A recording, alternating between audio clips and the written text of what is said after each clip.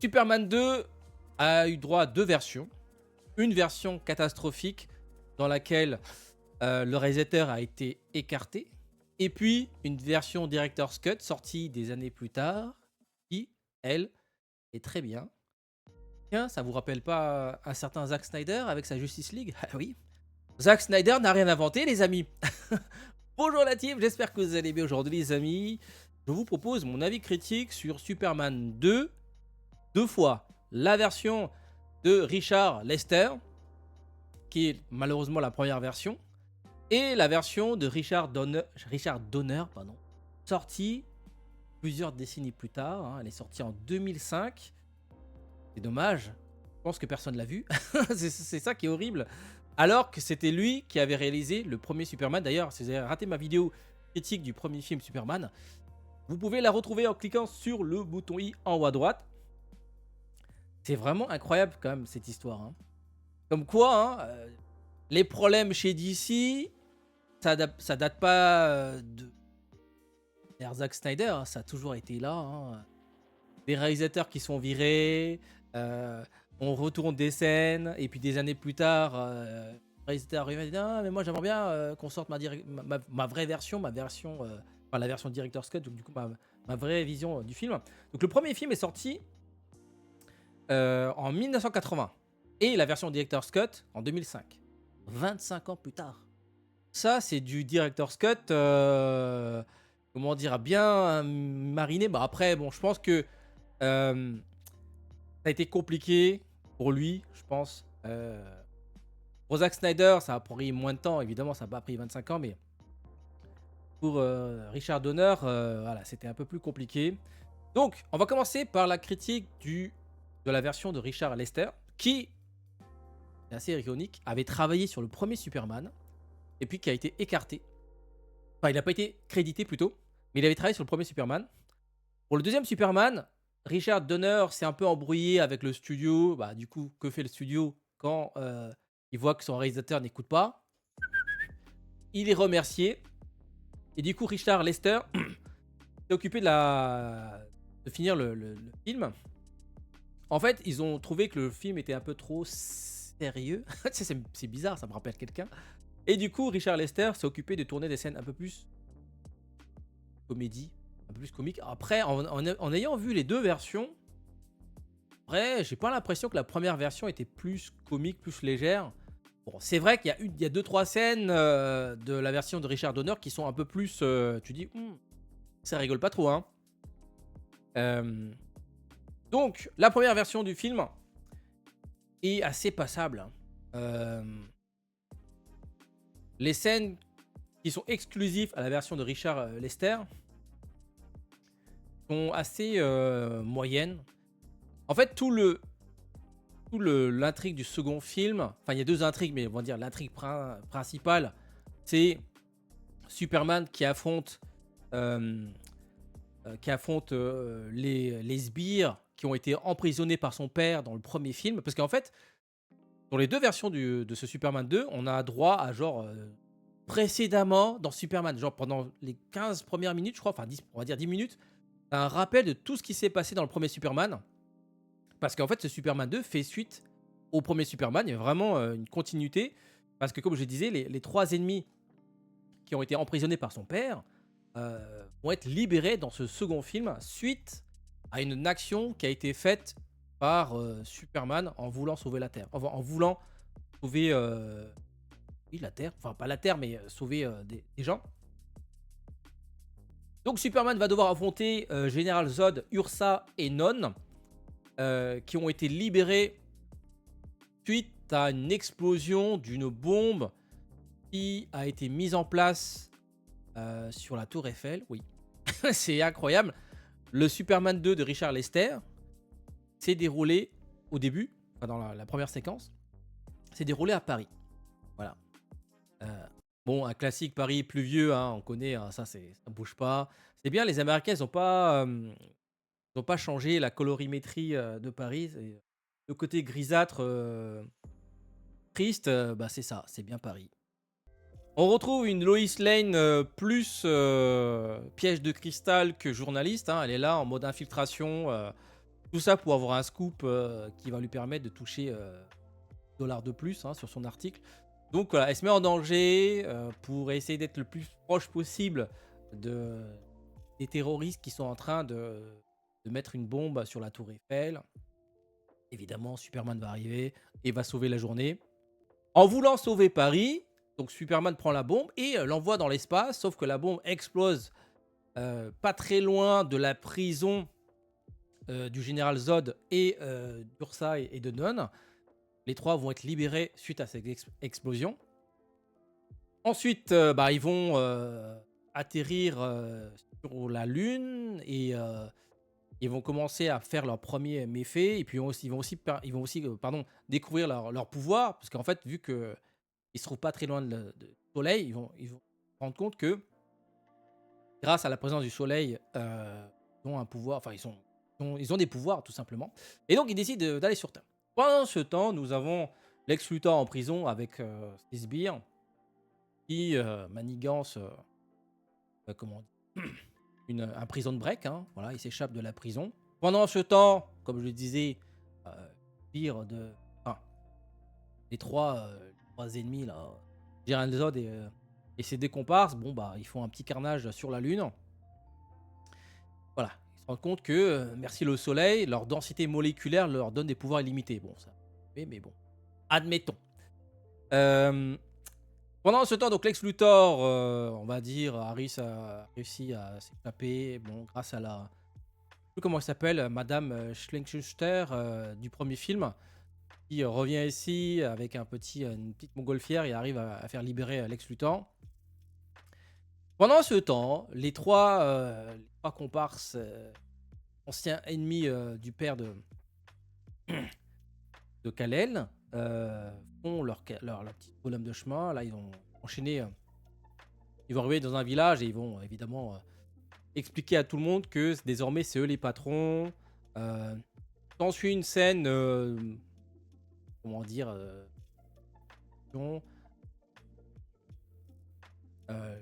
le président des États-Unis envoie l'armée pour essayer de neutraliser les trois super-êtres.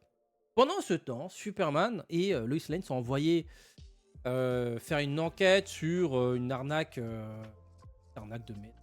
Je sais plus c'était quoi le sujet, mais on les envoie pour faire un sujet là-dessus. Et en fait, la deuxième intrigue, j'en ai parlé, mais l'intrigue principale, donc c'est les trois ennemis libérés par Superman. Et l'autre intrigue, c'est la découverte de la véritable identité de Superman par Lois. Voilà.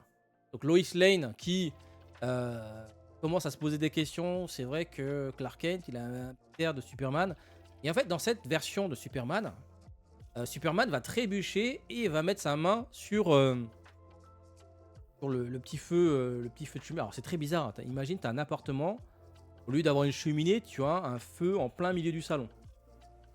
Why not? Donc il met sa main pour se rattraper dans le feu.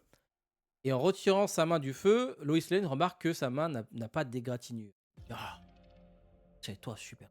On était. Voilà. Extrêmement mal mise en scène.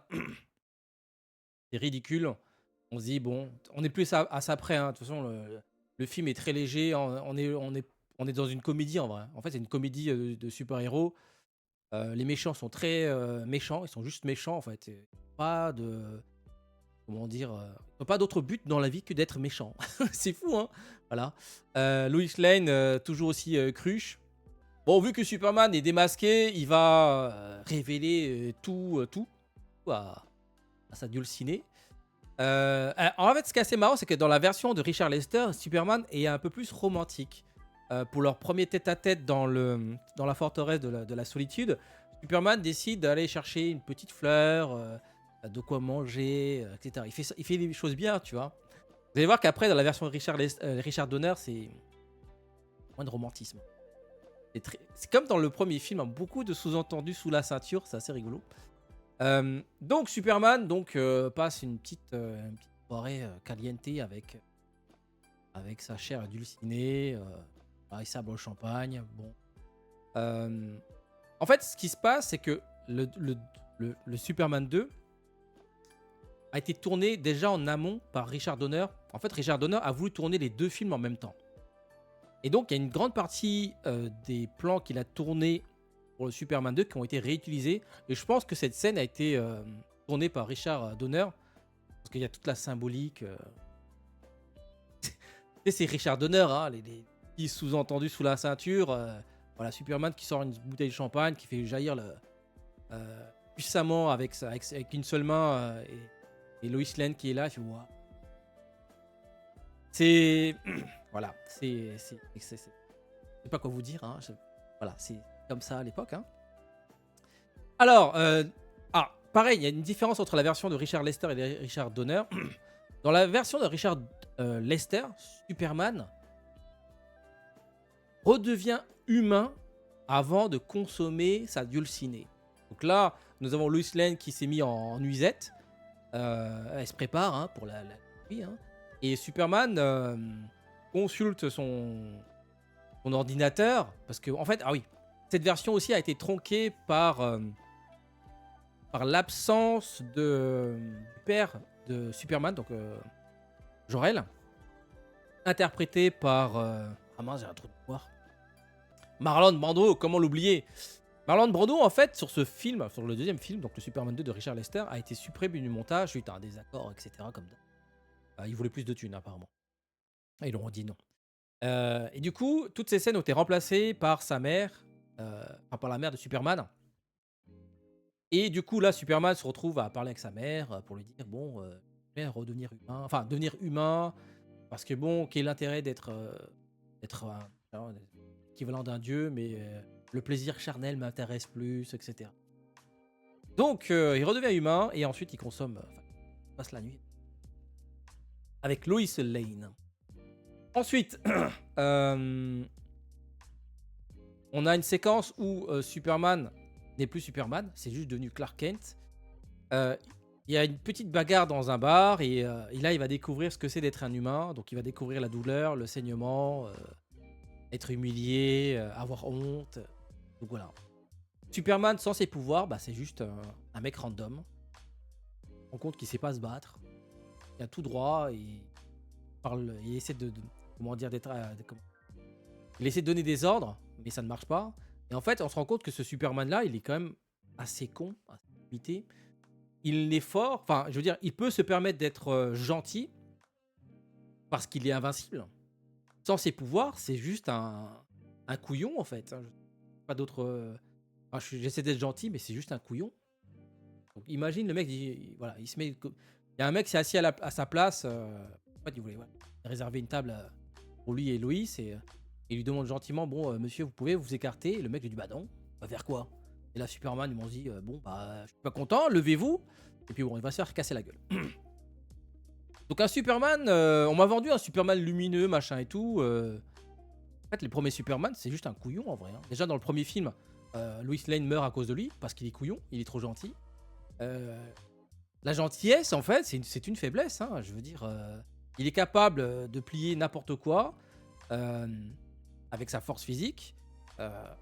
Et voilà, sa gentillesse, sa naïveté, ça coûte. Hein, ça coûte en vie humaine. Dans le premier film, comme je disais, Lois Lane est morte à cause de lui. Il a dû retourner, enfin, il a dû, comment dire, revenir dans le temps pour sauver Lois Lane. Alors que son père avait interdit d'utiliser son pouvoir pour changer le cours de l'histoire en fait. Donc deuxième film sans ses pouvoirs, c'est juste un random qui se fait casser la gueule. Alors du coup il repart dans la forteresse de solitude, la queue entre les jambes en disant bon être humain c'est pas si bien que ça. Heureusement encore une fois la magie du scénario lui permet de retrouver ce pouvoir parce qu'en fait le cristaux qui lui a permis de créer la forteresse de solitude n'a pas été détruite lors de l'utilisation de la machine qui lui avait retiré ses pouvoirs. Oui, apparemment, lorsqu'on utilise ce procédé, ça fait péter la forteresse de solitude. Parce que bon, il se dit, je veux dire, Clark Kent sans ses pouvoirs, c'est juste une merde en fait. En plus, dans la scène, c'est Lois Lane qui au final sépare les deux hommes qui sauve quelque part son compagnon, donc Clark Kent. Donc, Superman sans ses pouvoirs, c'est pas possible. Donc il retrouve ses pouvoirs. S'ensuit une scène de baston dans la ville.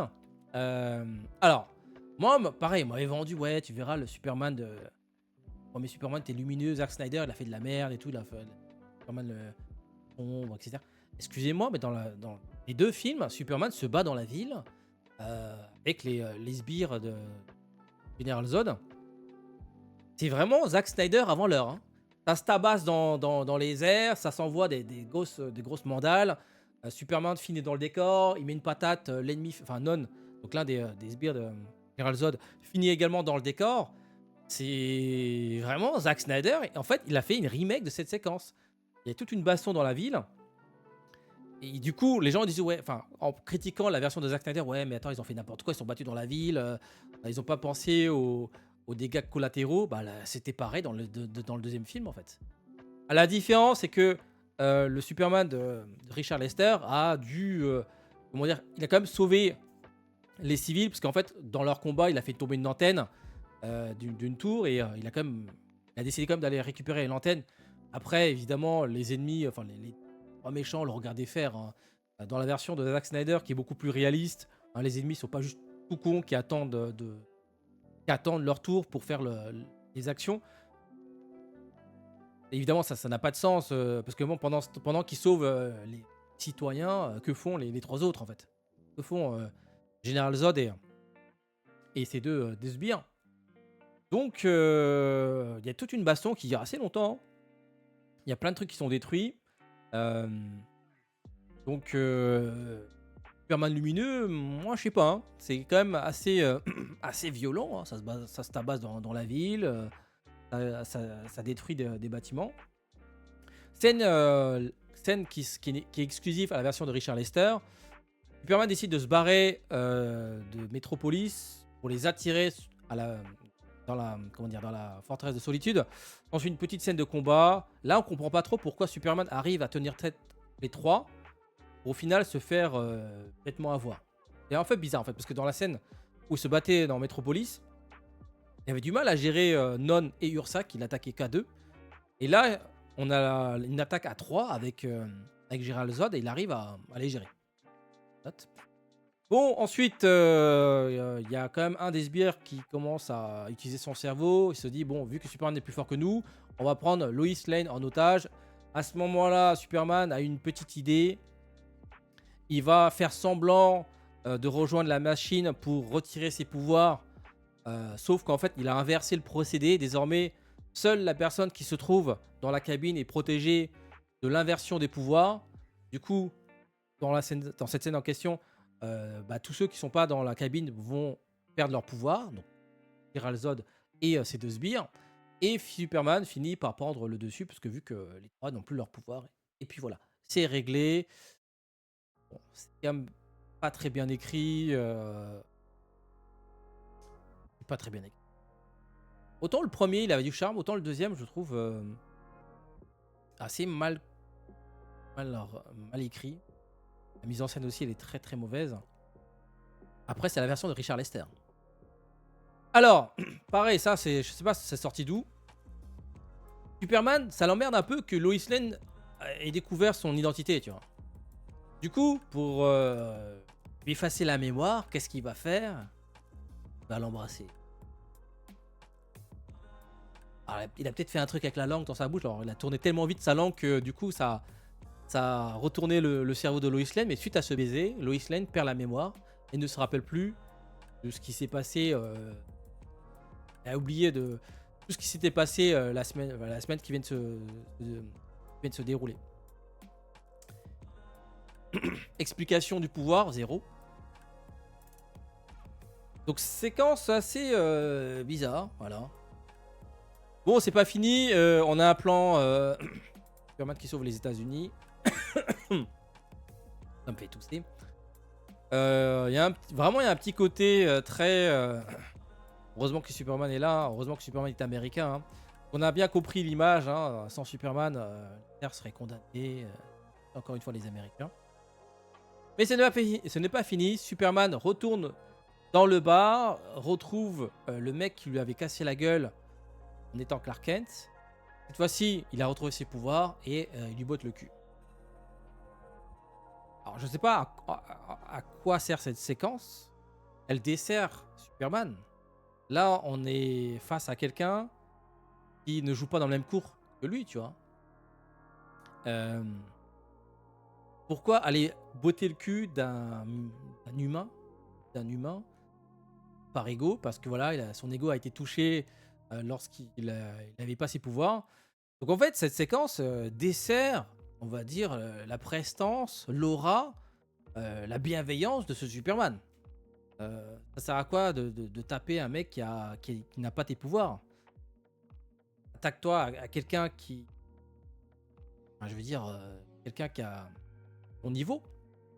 Vraiment, on m'a vendu un Superman bienveillant, etc. Mais je suis pas d'accord, hein. Il est pas bienveillant du tout. C'est juste un couillon qui a le seum sans ses pouvoirs. C'est juste un mec random. Sa gentillesse, c'est juste une fausse gentillesse. C'est juste une gentillesse de façade. Il peut se permettre d'être gentil parce qu'il est fort. Point, c'est tout. Tu retires ses pouvoirs, bah, c'est juste un... Personne. Il n'a aucune qualité. Et on le voit d'ailleurs sur cette scène. Alors, mention spéciale aux acteurs qui ont dû... enfin, les acteurs, General Zod et ces deux sbires là, qui ont dû... ça m'a fait rire. En fait, à un moment, il y a une explosion derrière le General Zod. C'est pas des effets spéciaux numériques. Donc en fait, il y a vraiment un truc qui a explosé derrière lui, avec toute la poussière qui lui tombait sur la gueule. Donc, mention aux acteurs qui ont donné de leur personne. Parce que ils ont tourné ça sur plusieurs plans et du coup, à plusieurs reprises, les acteurs ont dû se manger des tonnes de poussière. Voilà, je voulais juste saluer leur, leur courage pour avoir tourné ces séquences. En résumé, Superman 2 est un film qui a aussi qui a très mal vieilli. Contrairement au premier qui a aussi très mal vieilli techniquement, le deuxième pêche un peu en termes de mise en scène et aussi en termes d'écriture. Lois Lane qui découvre l'identité de Superman, c'est vraiment tiré par les cheveux. C'est mal amené.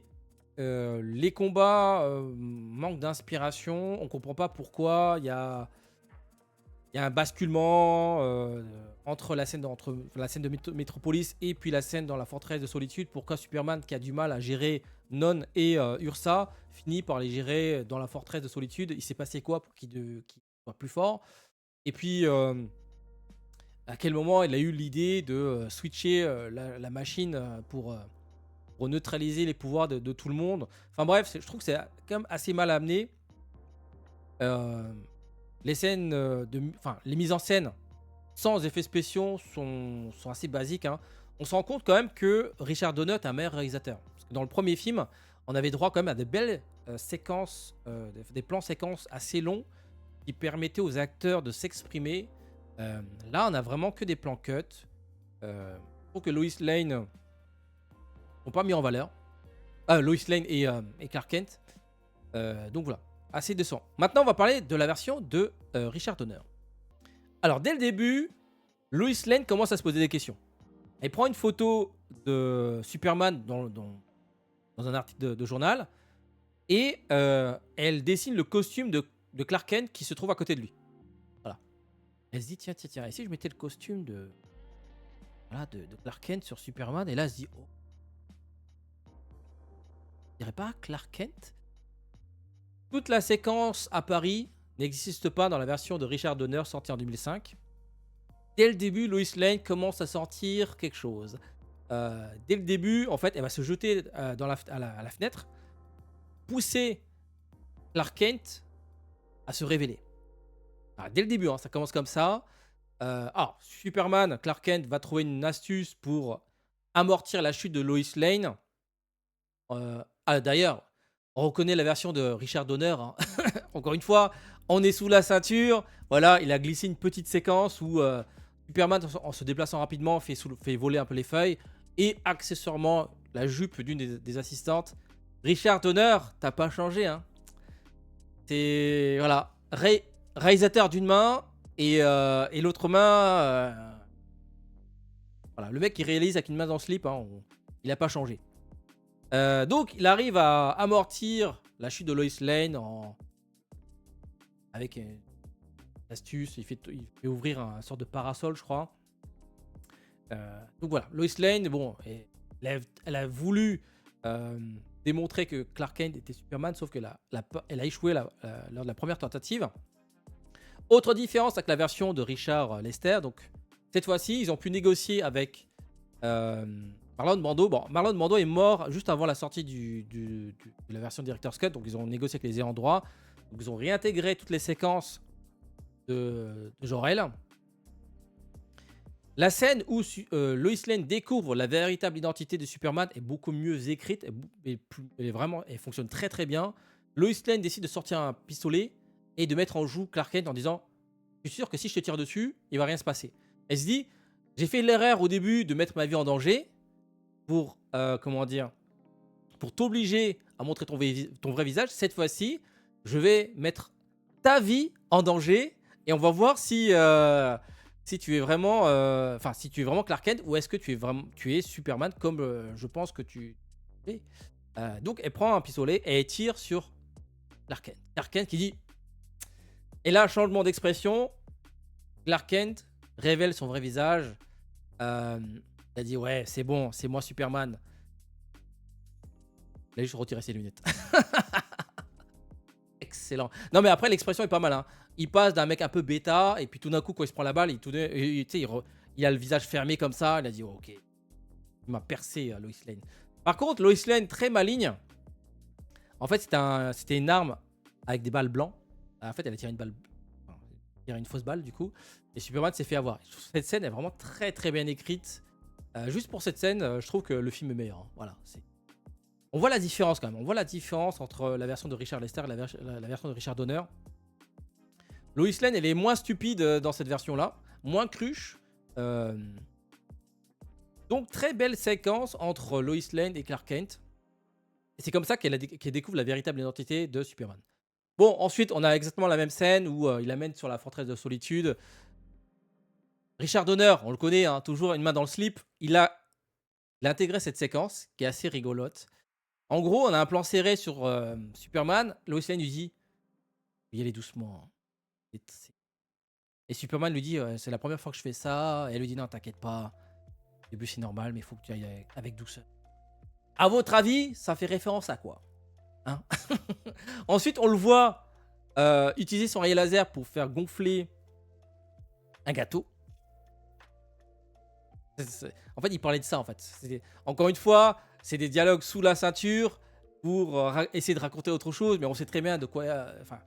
on voit ce que tu veux dire, Richard Donner. Hein. Quelle est partie du corps qui gonfle lors d'une excitation, voilà, lors des préliminaires. Hein, Pas à nous, Richard Donner, pas à nous. Donc Richard Donner, il aime bien. Hein, il aime bien. Là, on reconnaît bien Richard Donner, tu vois. Donc c'est comme dans le premier film, hein, voilà, des petites références sous la ceinture. La séquence du village est aussi légèrement différente, elle est plus violente. Le petit gamin qu'on voyait dans la version de Richard Lester va se faire tuer dans ce film, hein, dans la version de Richard Donner. En fait, à un moment donné, le petit gamin décide de prendre un cheval et d'aller alerter à la police, l'armée, etc. Sauf qu'un des sbires de Zod va prendre un objet et va le balancer à distance sur le gamin et ça fait boum. À l'explosion, là, c'est le corps du gamin qui a explosé. Quand j'ai vu ça, je fais ah ouais, c'est chaud en vrai. La version de Richard Donner, elle est quand même elle est comme un peu plus violente. Le petit gamin s'est fait pulvériser. Voilà. Donc les méchants sont très méchants. On s'écarte un petit peu de la comédie. Autre différence avec la version de Richard Lester. Dans la version de Richard Lester, Superman devient Clark Kent avant de passer la nuit avec Lois Lane. Dans la version de Richard Donner, Superman soulève Lois Lane. Donc il a soulevé Lois Lane en étant Superman. Donc avec sa force, sa vitesse. Encore une fois, Richard Donner, toujours la main dans le slip, il a tout compris. Donc Lois Lane, évidemment, épuisée, rincée. On comprend, hein, forcément. Passer une nuit avec Clark Kent sans ses pouvoirs et passer une nuit avec Superman avec tous ses pouvoirs, c'est pas le même travail, tu vois ce que je veux dire. Et suite à cette séquence, Superman décidera de retirer ses pouvoirs. Il y avait une symbolique assez intéressante. Il a mangé le fruit défendu. Voilà, c'est comme un extraterrestre. Il n'est pas censé forniquer avec une autre espèce. Euh, et, euh, et donc, il a mangé le fruit défendu. Et du coup, il va perdre son paradis. Et du coup, il va se devenir humain. En étant humain, il va se faire casser la gueule par le random dans un bar. Donc voilà, il y avait une symbolique plus intéressante. Enfin, c'est mieux fait, je trouve, dans la version de Richard Donner que dans la version de Richard Lester. Et puis, comme j'ai dit, hein, dans la version, le premier film, c'était on voyait sa mère ici. Et là, en fait, pour la version Director's Cut, ils auront réintégré Marlon Brando. Pareil, la symbolique est plus forte. La relation père-fils est beaucoup plus importante et plus présente dans le premier film. Et puis, voir que dans le deuxième film, on voit que la mère, il y avait pas de logique en fait.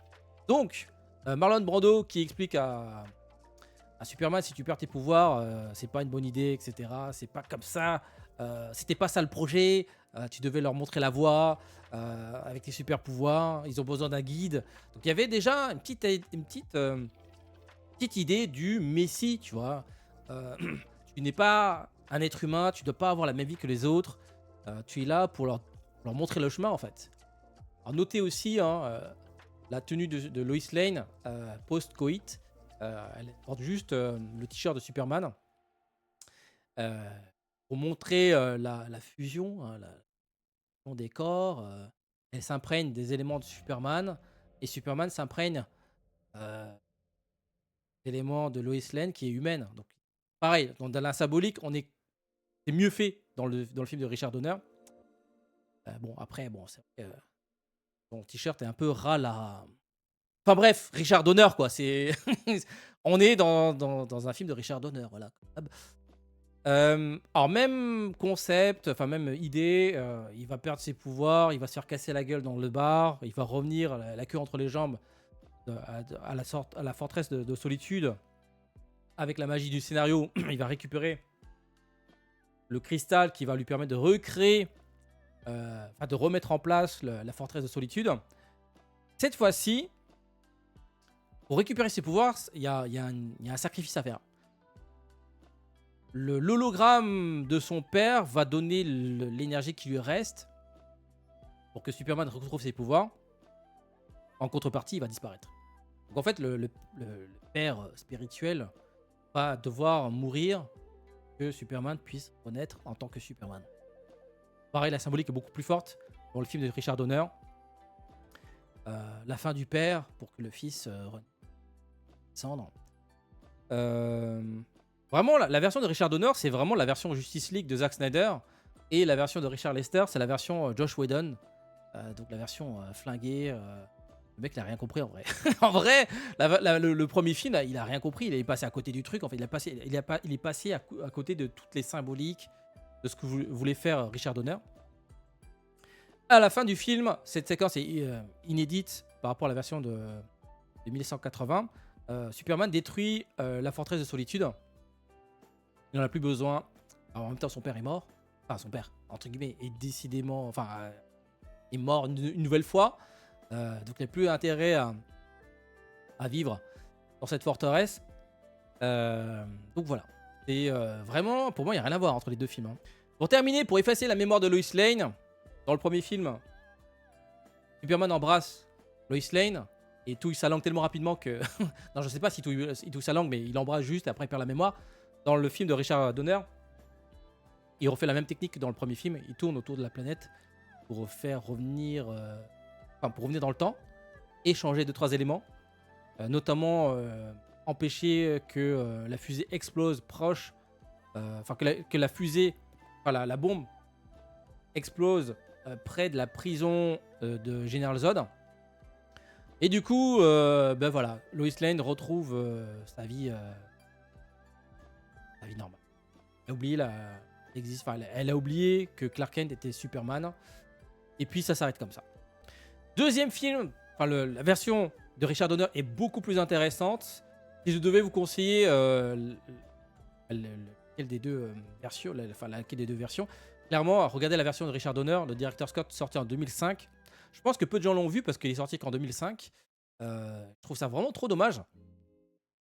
Donc, on est vraiment dans un sabotage, hein. Le film comporte pas mal de métaphores, d'allégories assez intéressantes. Hem, la relation, enfin l'évolution de Superman, pareil, elle est très bien amenée. C'est l'histoire d'un dieu vivant qui a voulu vivre comme un être humain, qui a vu que, cette vie n'était pas pour lui et que, bah, il avait pas sa place parmi, les êtres humains. Du coup, il a dû, donc sacrifier, son père, entre guillemets, hein, c'est pas il savait pas que ça allait avoir un coût pour retrouver, ses esprits. Il y a aussi cet aspect, les êtres humains ont déteint un peu sur Superman. Au début, Superman était très naïf, trop gentil. En côtoyant les humains, il a découvert le plaisir de la chair, donc voilà. Et puis il a aussi découvert la manipulation. Il s'est inspiré, de Lex Luthor pour manipuler, Général Zod et ses 2 sbires pour, pour leur tendre un piège, en fait. Donc pour les combats, enfin pour les vaincre, il a dû utiliser donc sa tête cette fois-ci et pas ses muscles. Alors que dans la version de Richard, Lester, physiquement il était plus fort et on comprenait pas le basculement, pourquoi il utilisait une autre stratégie pour les battre, alors que dans la version de Richard Donner, il a vu que dans la bataille de Metropolis, il voyait que, enfin, il avait compris qu'il avait du mal, enfin, qu'il n'avait pas les muscles pour pouvoir gérer 3 combattants aussi forts. Et du coup, il a utilisé la ruse en s'inspirant de Lex Luthor. Donc voilà, c'est un Superman qui a évolué. Mais encore une fois, la scène où il revoit, comment dire, le, le mec qui lui avait cassé la gueule lorsqu'il avait perdu ses pouvoirs, je trouve que c'était pas forcément utile. Ça dessert dire la bienveillance du personnage. Maintenant, pour moi, dans la version de Richard Donner, c'est justifié parce qu'en fait, désormais, c'est un Superman qui a été altéré par sa vie parmi les humains. Donc en fait, le deuxième film, les séquences sont justifiées. Tout est justifié en fait. Même si je trouve qu'au final, ça dessert un peu Superman. Donc en fait, à la fin de Superman 2, le Superman qu'on a se rapproche plus du Superman de Zack Snyder que du Superman lumineux qu'on m'a vendu. Donc les gens disent ouais, le Superman de Zack Snyder, il est trop sombre, il est trop dark, etc. Excusez-moi, mais il est pas si lumineux que ça, là, le Superman de Richard Donner, hein. C'est un Superman, voilà, qui est devenu humain et du coup, bah, comme tous les humains, il a une part d'ombre, une part d'ombre. Voilà, c'est exactement la même. En fait, j'ai l'impression, alors, avec du recul, hein, j'ai l'impression que Zack Snyder a fait un remake du 2 en vrai. Ça s'inspire beaucoup du 2. Hein. La scène de combat dans Metropolis. Le fait que Superman, il commence avec un rôle, enfin, qui a une image de Messi, et puis qui en restant, en se mélangeant avec les humains, découvre des nouveaux sentiments, et c'est ces nouveaux sentiments qui vont le pervertir, notamment la haine. Hein, euh, avec Batman qui a la vision d'un Superman qui perd la boule parce qu'il perd la tête, pardon, parce que voilà, il perd sa femme et du coup, il, il découvre la haine, il découvre la rage de perdre quelqu'un. Et c'est un peu ce qu'on retrouve, hein, dans ce Superman 2 de Richard Donner. Donc voilà les amis, dites-moi ce que vous en pensez pour les personnes qui l'ont vu. Donc, le Superman de Richard Lester, on oublie. Le Superman de Richard Donner, très très bon. C'est le Zack Snyder avant Zack Snyder. Et il y a pas mal de bonnes idées. Donc voilà les amis, à très bientôt pour la suite des aventures. Le petit pouce bleu, le petit abonnement. Et puis dites-moi ce que vous en pensez des 2 films. À très bientôt.